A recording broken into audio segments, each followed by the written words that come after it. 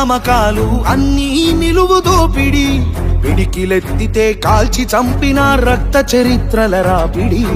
పదవుల కోసం పెదవులు మూసిన మోసాలతోనే గోసా, తెలంగాణ రేషాన్ని చూపిన కేసీఆర్ మణిపూసా.